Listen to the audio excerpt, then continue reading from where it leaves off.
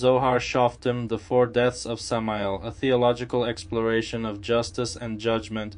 In the intricate tapestry of Jewish mysticism and theology, the figure of Samael, often characterized as the angel of death or the accuser, occupies a central role in the exploration of divine justice. The narrative surrounding Samael and the concept of justice culminates in a profound understanding of the spiritual and moral implications of punishment, particularly expressed through the four methods of capital punishment: sword, strangulation, stoning, and fire. The inquiry into the essence of justice is rooted in the sacred text. Justice, justice you shall pursue, Devarim 16:20, and its connection to the divine name Yud-He-Vav-He, an essential element in understanding the cosmic battle between good and evil. The symbolism of the sword and divine judgment. The sword serves as a potent symbol of divine judgment, manifesting the dual nature of justice as both a celestial and terrestrial construct. As articulated in the teachings, the Yud of Yud-He-Vav-He represents the top of the sword, the Vav signifies its body, while the two He's represent the edges. This trifold structure symbolizes the comprehensive nature of divine justice that encompasses all realms of existence. The teachings assert that Samael, as the chief minister of Edom, is to be punished by the sword, indicating that his actions directly challenge the divine order. The proclamation from the prophet Yeshaya, "For my sword has sated in heaven, behold, it shall come down upon Edom," reinforces the notion that divine justice transcends earthly boundaries and is ultimately executed by heavenly decree. The scabbard of justice, the name Adonai serves as the scabbard of the sword, housing the potent letters that comprise judgment. Within this sacred name lies the letters Aleph and Din, which together translate to judgment. The relationship between Adonai and Yud-He-Vav-He is not merely indicative of a name, but signifies a profound union between the divine attributes of mercy and justice. The recitation of the Shema, a pivotal prayer in Jewish tradition, encapsulates these divine attributes, serving as a conduit for the sacred and the earthly to intertwine. Such unification is essential for the righteous, as it allows for a manifestation of divine favor and the fulfillment of the 18 blessings present in the Amidah prayer. Samael and the Four Deaths, a spiritual analysis. The four methods of execution, sword, strangulation, stoning, and fire, represent the various dimensions of punishment that Samael must endure. Each method carries a unique significance. The sword can be seen as a direct and decisive form of justice, while strangulation symbolizes a more insidious form of demise, suffocating the essence of life. Stoning embodies communal judgment, invoking a collective response to evil, while fire signifies purification, incinerating the impurities associated with Samael and his association with sin. The text further illuminates the notion that our bodies are akin to trees, capable of combustion when ignited by the inner light of wisdom. The fire of exaltation serves as a transformative force that not only burns away the foreign elements represented by Samael, but also elevates the spirit of the righteous. In this way, the fire becomes a metaphor for the cleansing and redemptive power of divine justice. The role of the righteous in the cosmic order. The righteous individuals symbolized by Yesod play a crucial role in this cosmic order. Their prayers and spiritual acts serve to pacify divine wrath, as they facilitate the union of Yud-He-Vav-He with Adonai, resulting in the subsiding of judgment against the Klippot, the forces of impurity. Through the Amidah, the righteous harness the power of the divine names, transforming their spiritual aspirations into tangible realities that affect both the celestial and terrestrial courts. This integration leads to the reclamation of divine order and the restoration of harmony within the universe. Conclusion: the eternal struggle between good and evil. The exploration of the four deaths of Samael serves as a profound reminder of the eternal struggle between good and evil, justice and injustice. The teachings elucidate that while Samael embodies the forces that oppose divine will, the righteous possess the power to invoke justice through their faith, prayers, and actions. Ultimately, the narrative invites reflection on the nature of justice, its complexities, its divine origins, and its manifestation in the world. In pursuing justice, we engage with the divine, becoming active participants in the sacred dance of creation and redemption, illuminating the path toward a more just and harmonious existence. In essence, the discourse surrounding Samael and the mechanisms of divine justice reiterates the timeless truth that justice is not merely an abstract concept but a dynamic force that shapes our spiritual and moral landscapes, guiding us toward the light of righteousness and the fulfillment of our divine purpose. The sacred names Yud Vav He and Adonai in Jewish mysticism in the realm of Judaism names hold profound significance, especially the divine names of Yud He Vav He and Adonai. These names are not merely linguistic constructs. They encapsulate the essence of God, the relationship between the divine and humanity, and the unfolding of spiritual realities. This essay aims to explore the mystical dimensions of these names, particularly in relation to the spiritual battle against Samael, the angel of death, and the implications of their usage in the context of Jewish thought and practice. The name Yud He Vav He, a divine signature, the Tetragrammaton represented as Yud He Vav He, is regarded as the most sacred name of God in Judaism. Its letters symbolize various attributes of the divine. The Yud represents wisdom and the intellect. The He signifies understanding and the feminine aspect of creation. The Vav embodies connection and continuity, while the final He denotes action and manifestation. Together, they reflect the intricate relationship between the Creator and creation. In mystical interpretations, the name Yud He Vav He is viewed as a tool for spiritual warfare against forces of negativity, particularly against Samael.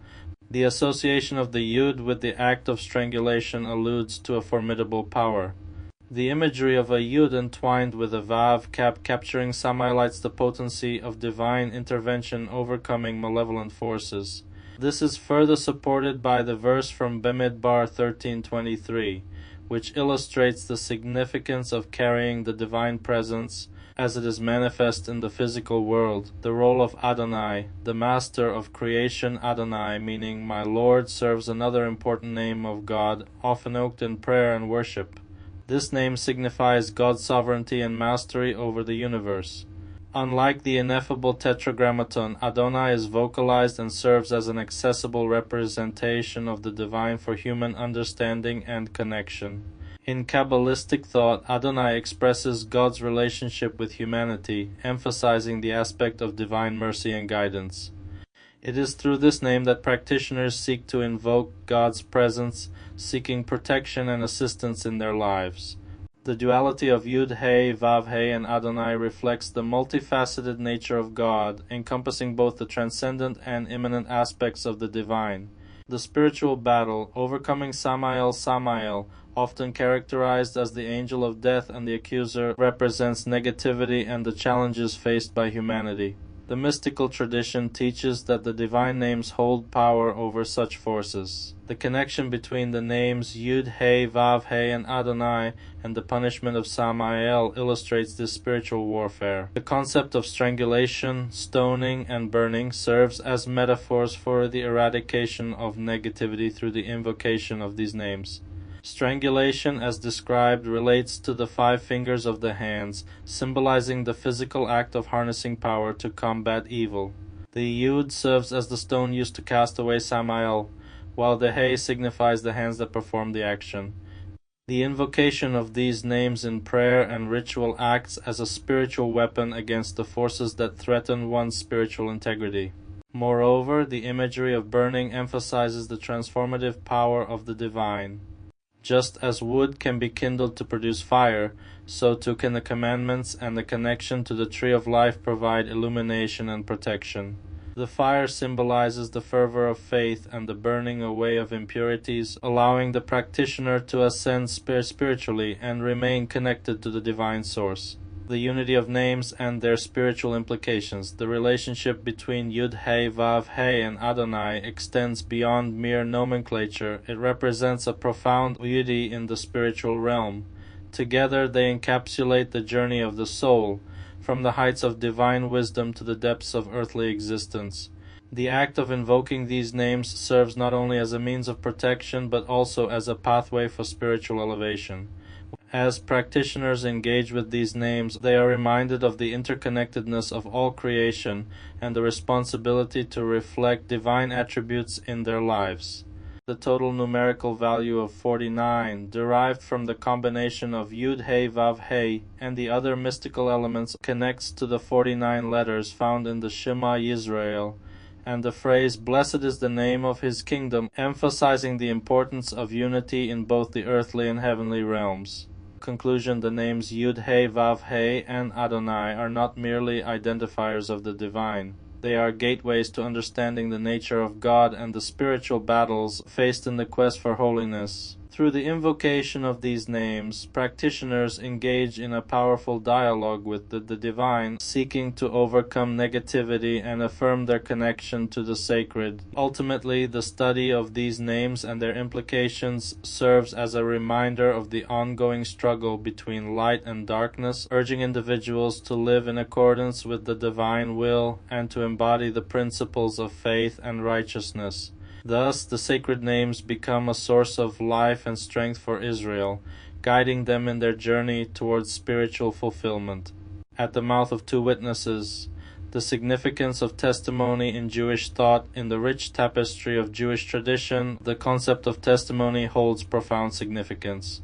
The phrase, "at the mouth of two witnesses," or "at the mouth of three witnesses shall the matter be established," underscores an essential tenet of justice within the Jewish legal system.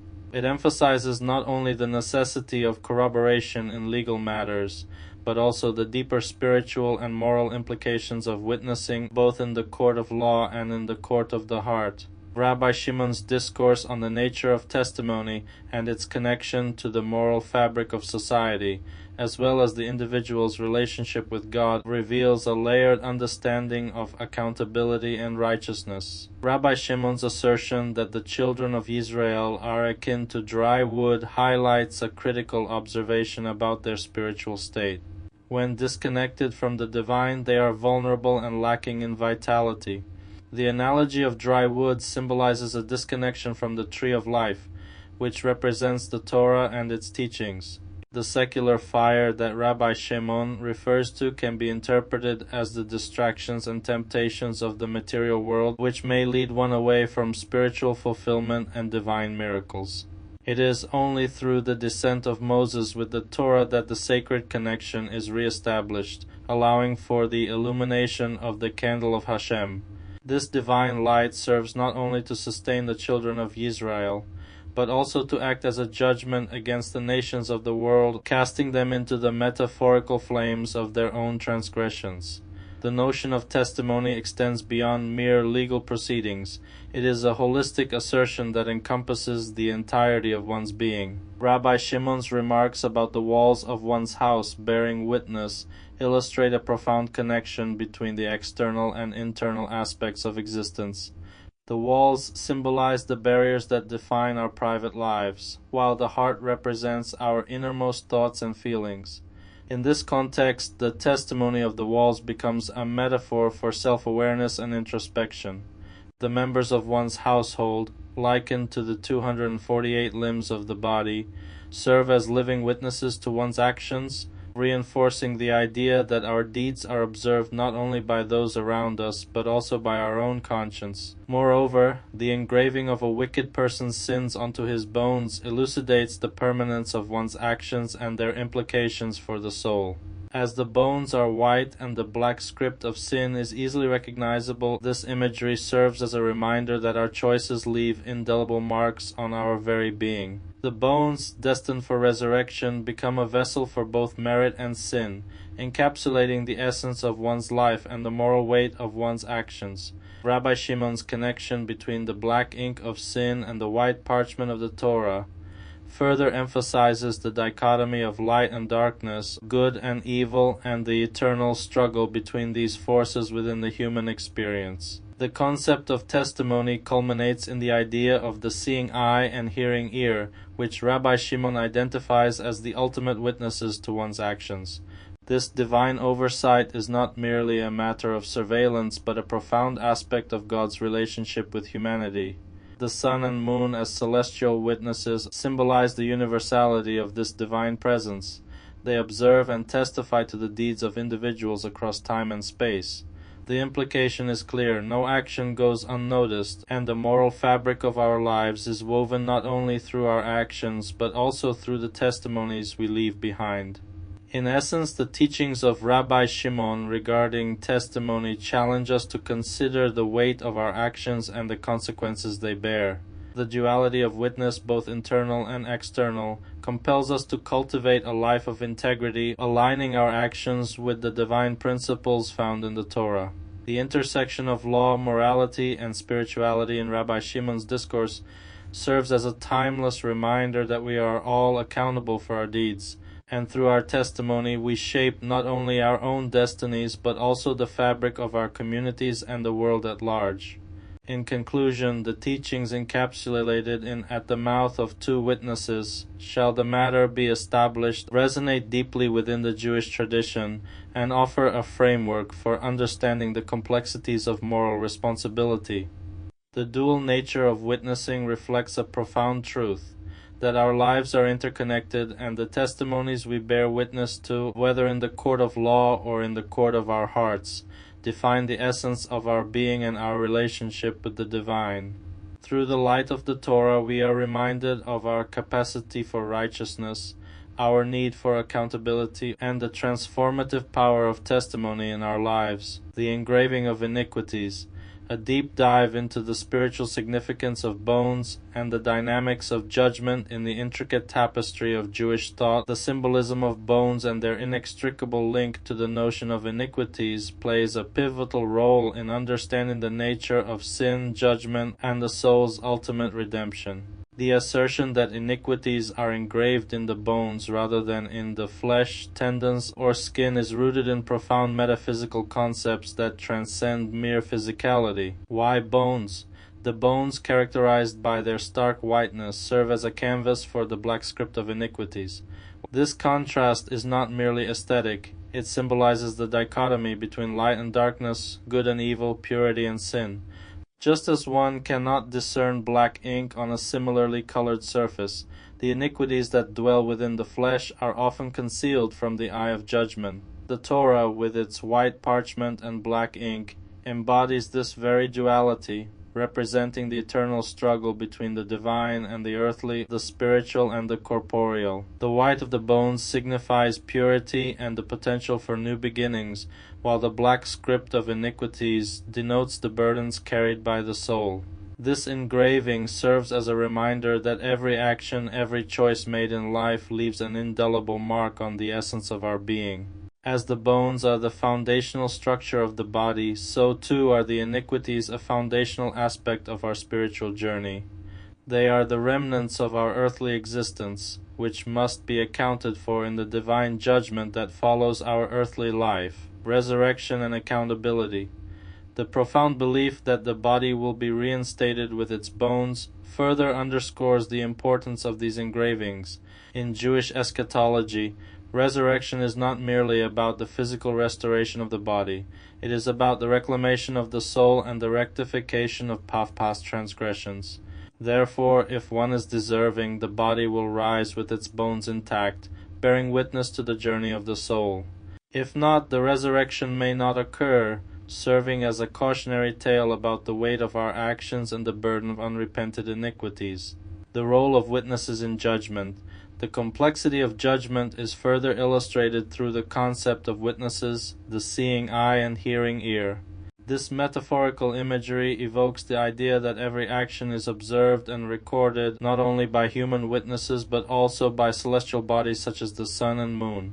They testify to our deeds, illuminating the path of righteousness while casting shadows on our missteps. The text draws on the symbolism of Rosh Hashanah, where the moon, representing Malchut, is covered to signify the concealment of sin during judgment. This concealment speaks to the deeper spiritual mechanics at play.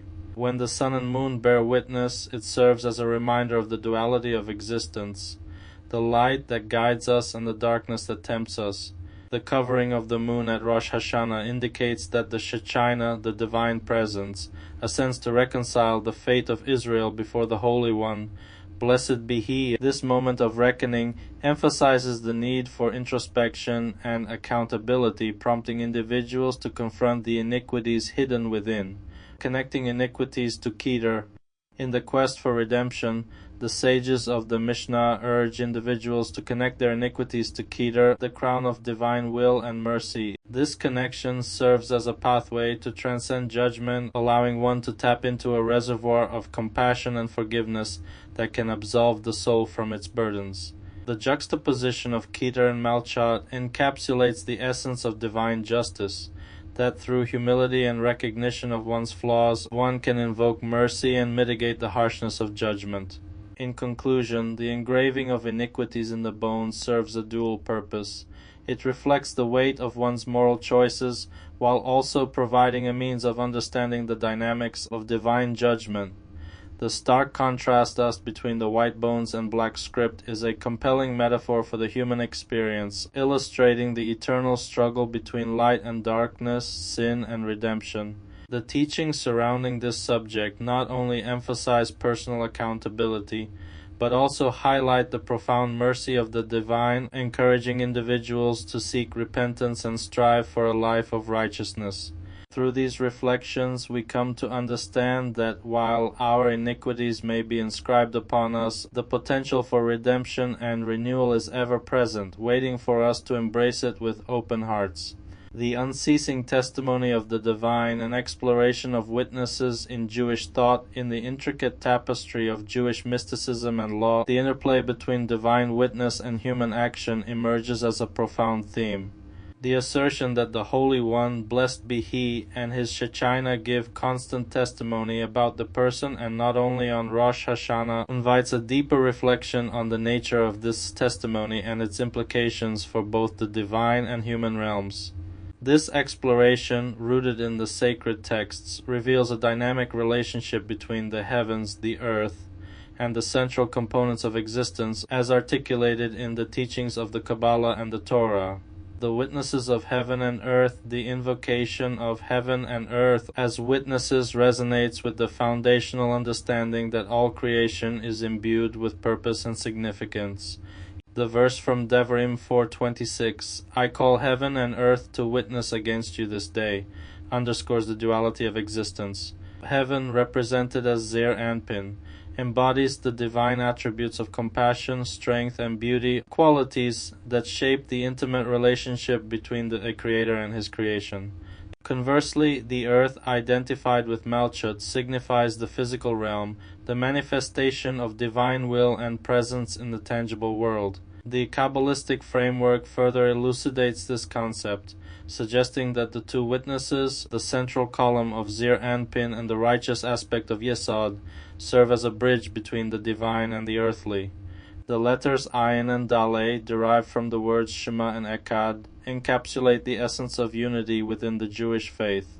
This duality of witnesses not only emphasizes the omnipresence of divine observation, but also reinforces the moral responsibility of individuals as they navigate their lives.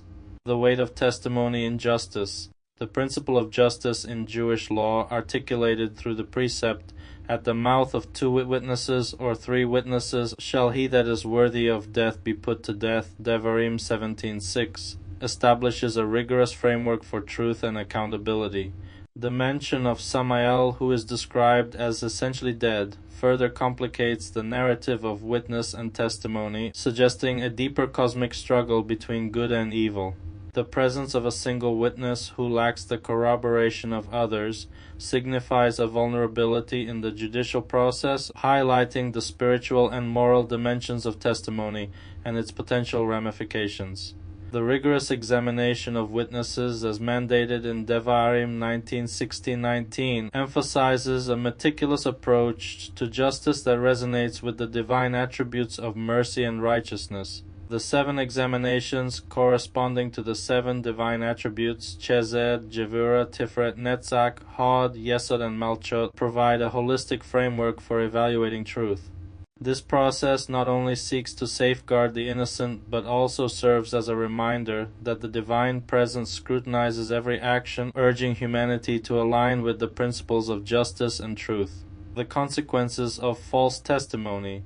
The fate of the corrupt witness discussed by Rabbi Shimon reveals the consequences of bearing false witness, a theme that echoes through the ages. The notion that false witnesses, including Samael and the serpent, can lead individuals astray by sowing doubt and confusion between the sacred letters Vav and Zayin, presents a poignant reminder of the fragility of human perception. The confusion between these letters symbolizes the disconnect between divine attributes and earthly actions, illustrating how sin can distance humanity from the divine presence.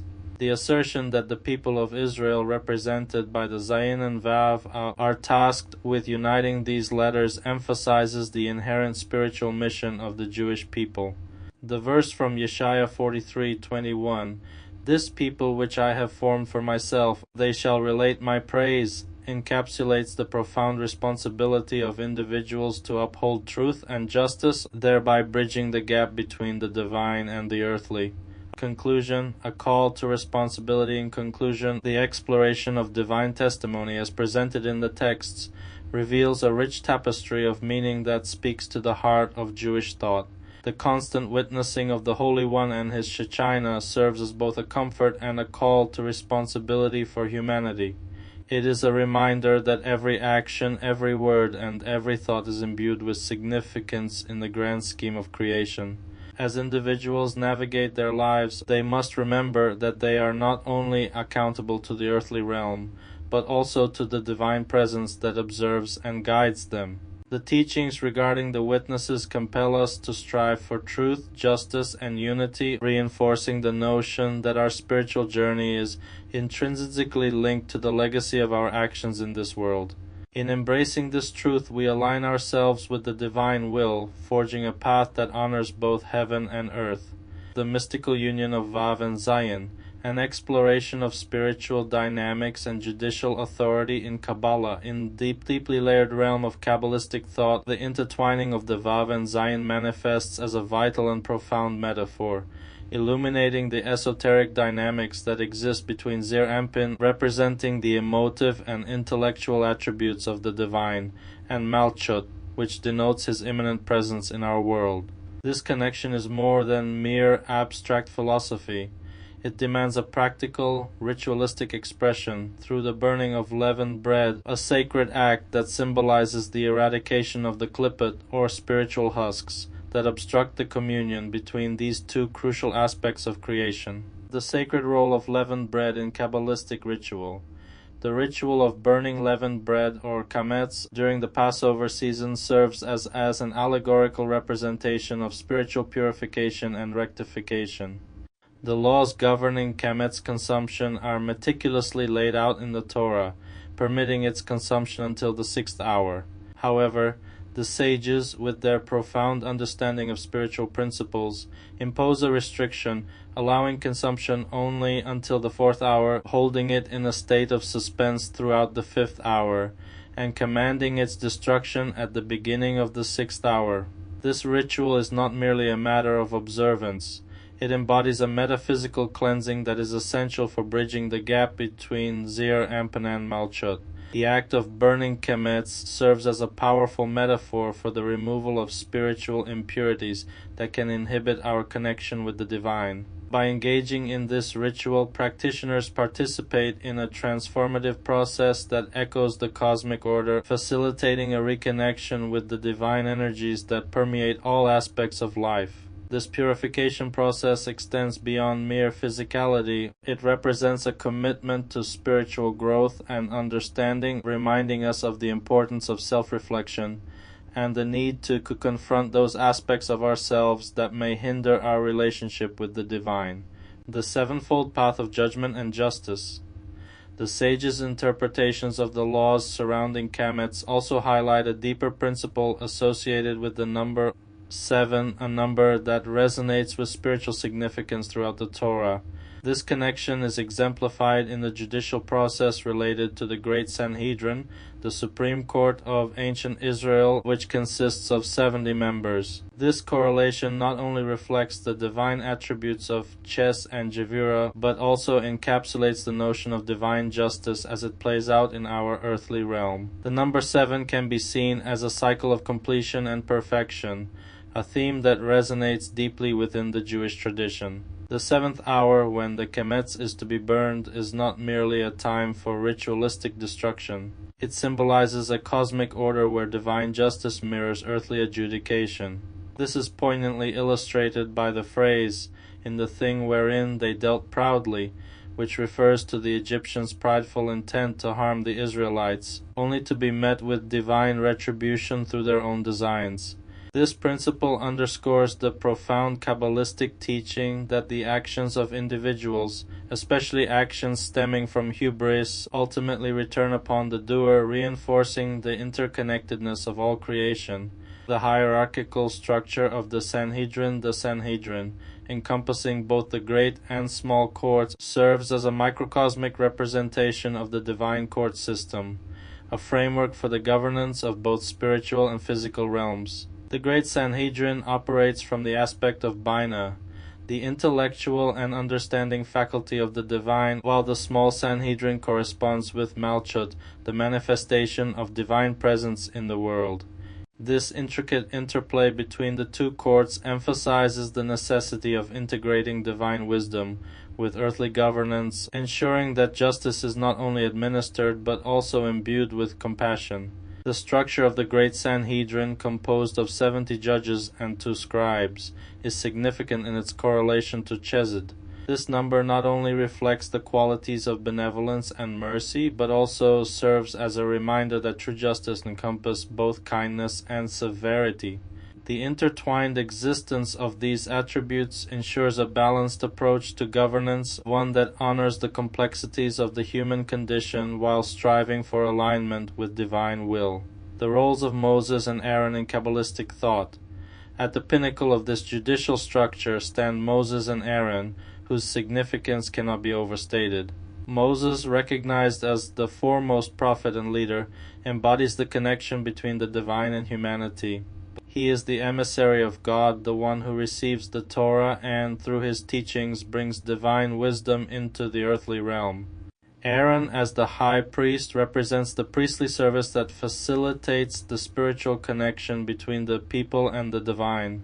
Together, they symbolize the duality of spiritual authority necessary for the proper functioning of the community. Their leadership over the Sanhedrin emphasizes the necessity for divinely sanctioned authority that not only interprets the laws but embodies the moral and ethical imperatives outlined in the Torah. The relationship between these figures and the Sanhedrin serves as a guiding principle for the Jewish people, reminding them of the importance of adhering to divine law, while also striving for justice and righteousness in their interactions with one another. The interconnection of spiritual authority and community. The existence of the great Sanhedrin, with its 70 judges presided over by Moses and Aaron, highlights the importance of communal responsibility and the need for collective adherence to the principles of justice and mercy. This structure serves as a reminder that the pursuit of spiritual elevation is not an isolated endeavor, but rather a communal undertaking that requires the active participation of all members of society. Each individual plays a role in upholding the moral fabric of the community, contributing to a harmonious existence that reflects the divine order. Moreover, the teachings surrounding the Sanhedrin and its judicial processes remind us that spiritual authority must always be accompanied by ethical responsibility. The interplay of Chesed and Gevurah in the judicial system reflects the balance necessary for true justice to prevail. This balance is not merely theoretical. It calls upon each member of the community to actively engage in the pursuit of righteousness, ensuring that their actions align with the divine will and contribute to the betterment of society as a whole. Conclusion. A call to action. In conclusion, the mystical union of the Vav and Zion through the ritual of burning leavened bread encapsulates its essential Kabbalistic themes of purification, divine justice, and governance. By understanding the spiritual implications of these rituals and judicial structures, we gain insight into the profound interconnectedness of the Jewish legal system and the divine order it seeks to mirror. The teachings of the sages guide us toward a deeper comprehension of our roles within this cosmic dance, urging us to engage in acts of purification and rectification that resonate with the divine will. The legacy of the great Sanhedrin, intertwined with the teachings of Moses and Aaron, serves a powerful reminder of our ongoing responsibility to uphold the principles of justice and mercy in our pursuit of spiritual elevation and communal integrity. The symbolism of Tiferet and its role in Jewish mysticism in the intricate and profound landscape of Jewish mysticism, particularly within the framework of Kabbalah, the Sephirot represent a divine system through which God interacts with the world. Each Sephira embodies unique qualities and principles, creating a complex web of spiritual influences that guide human existence. Among these, Tiferet stands out as a central figure, revered as the greater light to rule the day. This title is not merely a poetic metaphor, but rather a reflection of Tiferet's profound function within the spiritual hierarchy of the universe. As we embark on a deeper exploration of Tiferet, we uncover layers of significance that illuminate our understanding of divine love, human experience, and the interplay between the celestial and the earthly. As Ches, the greater light, the characterization of Tiferet as the greater light to rule the day is intricately tied to the concept of Chesed, which signifies steadfast love and kindness. This connection is beautifully illustrated in Tehillim 42:9, where it is stated, Hashem will command his steadfast love in the daytime. This verse serves as a vital key to understanding Tiferet's role within the Sephirot. Chist embodies the essence of unconditional love and compassion, qualities that are essential for sustaining life and fostering growth. As the greater light, Tiferet symbolizes these attributes in their fullest expression, providing guidance and support to humanity as we navigate the trials and tribulations of existence. Tiferet's association with daytime further enriches its significance.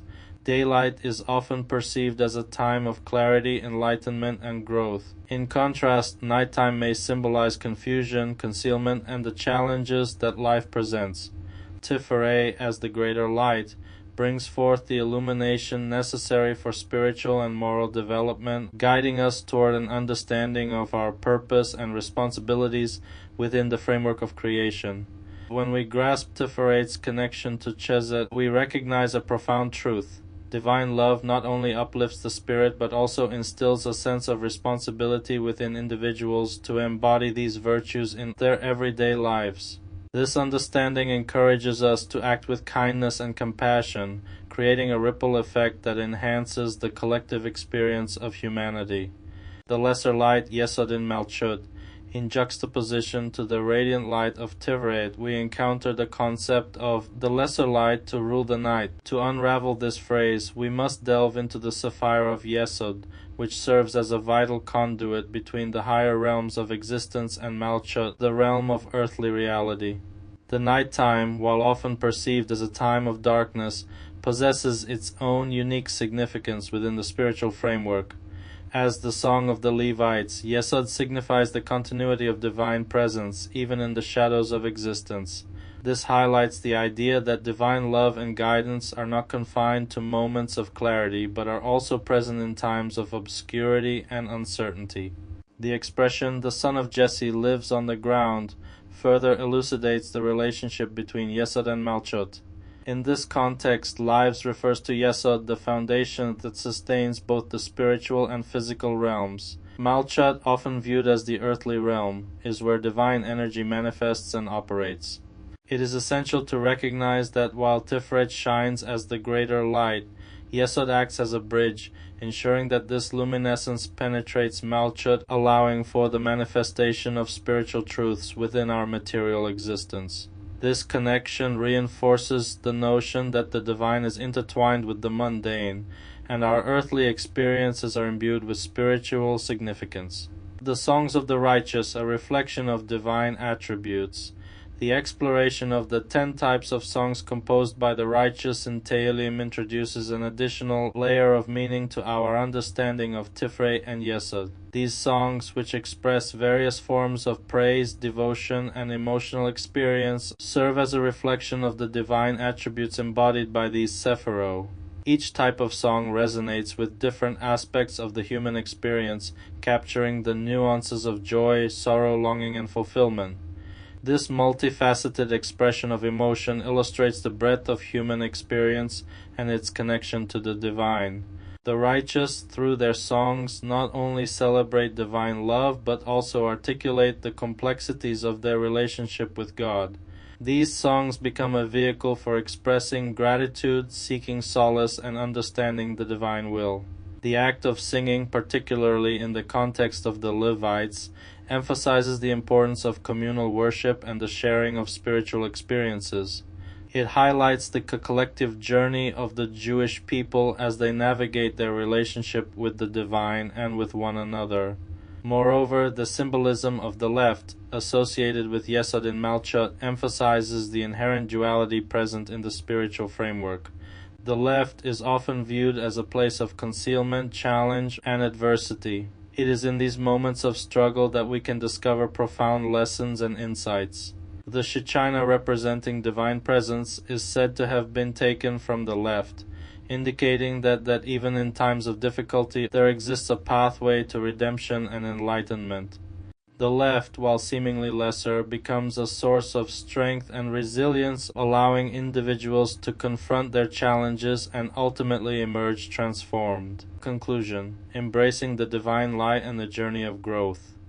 As we conclude this exploration as the greater light and the role of Yesod in Malchut, we are invited to reflect on the profound nature of divine love and its relevance to human experience. The teachings of Jewish mysticism remind us that both light and darkness play essential roles in our spiritual journey. By understanding Tifret's connection to Chesed and its illumination during the day, we are encouraged to embody these qualities in our lives, fostering compassion, kindness, and understanding in our interactions with others. Simultaneously, the symbolism of the lesser light serves as a reminder that even in our darkest hours, there exists a divine song that accompanies us, guiding us toward growth and understanding. The interplay between Tiferet and Yesod encourages us to seek balance in our existence, drawing upon the divine light to navigate the complexities of life. In doing so, we cultivate a deeper connection with the divine, allowing us to shine our light into the world, illuminating the paths of those around us. Ultimately, the teachings of Jewish mysticism invite us to transcend the limitations of our earthly existence, embracing the divine love that permeates all aspects of life. By engaging with these concepts, we are reminded of the importance of compassion, connection, and the continuous pursuit of spiritual growth. As we navigate the journey of life, may we embody these of Tiferet and Yesod, fostering a world filled with love, understanding, and illumination.